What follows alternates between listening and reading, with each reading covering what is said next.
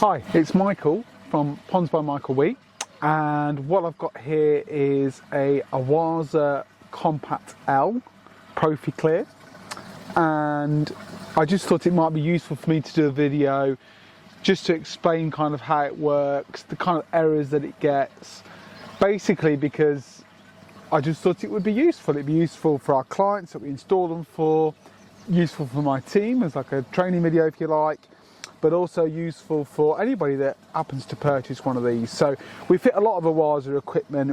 I'm a huge fan and advocate of Oase, a German company. I've used them now for about 15 years, so no, probably longer than that, probably 20 years actually. So I know they're pretty much every product they do I've installed, or my company's installed. So I pretty much know them inside out and what happens to them and what problems and what errors we get. So what I thought I'd do is do this video, go through a few of them things, and then hopefully you'll have a better idea. So first thing I want to do is actually get some understanding on what the control unit does. So I'm just going to unhook it so we can see it on the camera a bit better. Okay, so this is the CPU unit that runs the filter. So there's a few important things on it. Firstly, if you just leave it on, you can see the temperature. So the temperature currently of this water is 18 degrees. So obviously it fluctuates, it's cold, warm. I'm just trying to think of readings I've seen on it. In our swimming ponds, I've seen it as low as 4, 3 maybe, and as warm as 29. So, but it's a useful tool for you to see how warm it is, whether you can decide on getting in or not, I suppose. The other things it's got on here is it says on, off, quit error, menu and clean. So you can do a manual clean on this system, so you hold down the clean button, and what will happen is the light goes blue and it says CL, which means it's doing a clean. And you can hear that now. So what's happening right now, and I'll show you later, is it's spraying on the screens and cleaning the screens. Now there's a couple of important things that happen with this filter. So because it does auto cleans, you can set it to how many cleans it does in a day. Now I would normally get our team to set it to do 1 clean an hour. That's enough just to keep it on top of it.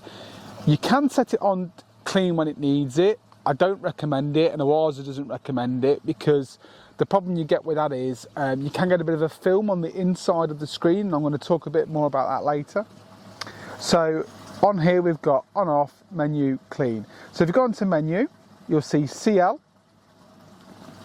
EC, IM and E7. So the only two really to be, that you need to look at is CL, okay, which is clean. Now to click on it, you hold down the menu button. Now it'll present me with numbers. So on this one, it's got 20. Now that represents seconds. So what that means is, when it does a clean for 20 seconds. So 20 seconds is normally what I'd leave it on. I think you can take it right up to 60 seconds, or you can drop it down to 10 seconds. So if maybe it's letting out too much water, generally there's a clean, it's about 1 litre of water for a clean. So if I click on the menu button, so you can set that, then you've got the other one to look at is IN. So IN is intervals of cleans. So on this one, if I just click on it, it's set on 60. That's good, my team have done it right. So it is set on 60. So that means that it does a clean once an hour. So, all being well, if I now click the menu and clean button and hold them down together, it should show me how many cleans it's done in 24 hours. 0021. So it is roughly done a clean an hour. Okay. So that to me is a healthy number for what this filter should do. So to do that, you hold down menu and clean, and then it shows you exactly how many cleans it's done within 24 hours. Now that really for the CPU is kind of it. The only thing it does show errors. The most common error that you get with this is error 11, and error 11 means the top's off. Okay, so you see here there's like a metal plate on the filter, and basically it's got a magnet and it just picks up when the screen's on. The reason it does that is for safety. It's so that the screen doesn't turn when it's open. in case you can get your finger trapped. So I'm now going to try and really elegantly take this off, and it is a bit wet. It's wet here in Wales today, where we're doing an open day.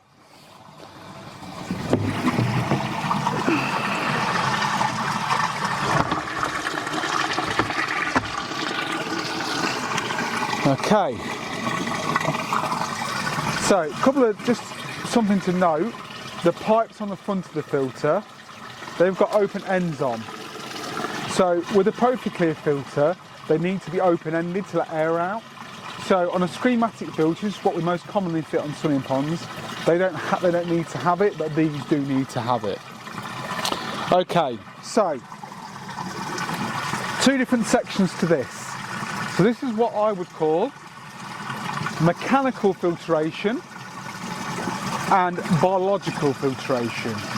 So in some swimming ponds, you'd have seen that they have like gravel beds, and that's where the biological process happens. Unfortunately, over a few years, what happens is silt gets builded up in it and bacteria can't live in it.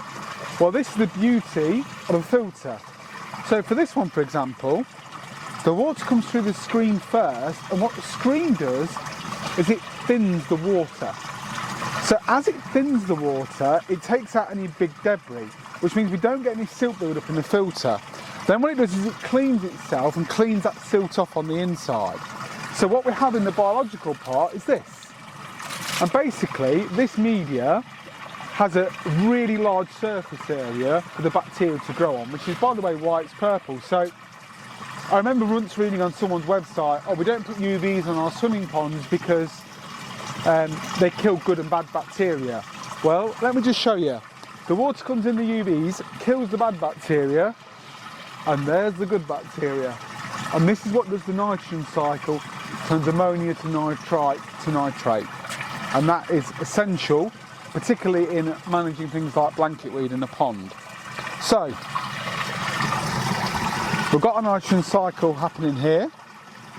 In here, this is where we've got our screens. So, in terms of errors, sometimes I'll have to double check, but what I'll do is with the amazing technology these days, Gav is going to throw up the right error code when we do the edit on the video. I think it's error 22 when the screen's not moving properly, and it's because there's an error with the motor. Now, one of the things you can do with that is you can use some spray.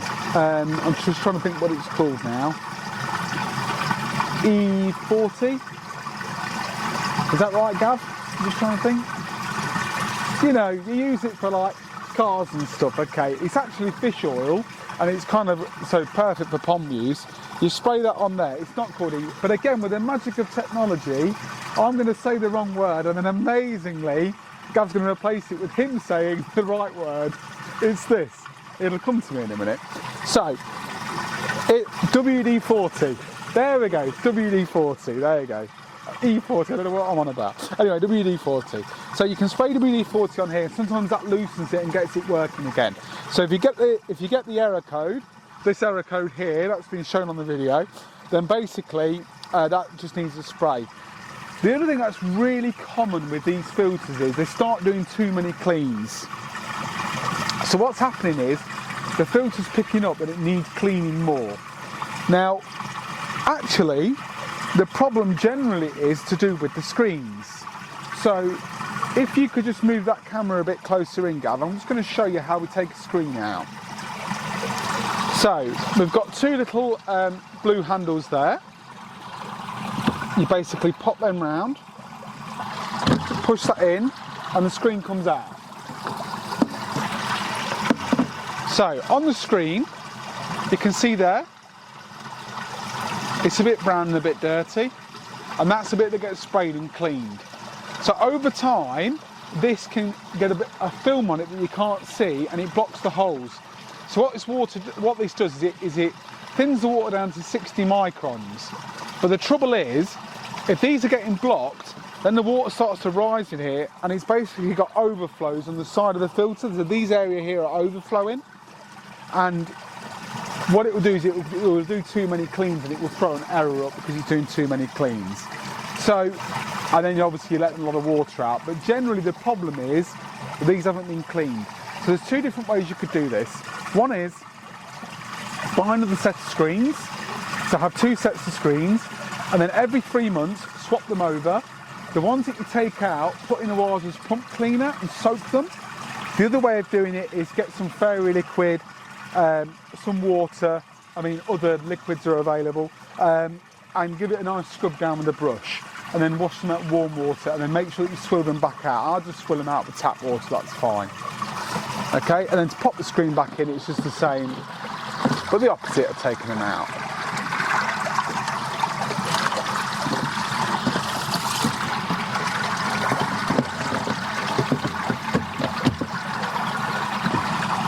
So you can manually move the drum, as you can see.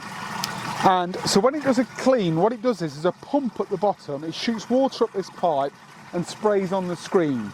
As it sprays on the screen, there's a collection tray underneath us. Let me just show the collection tray.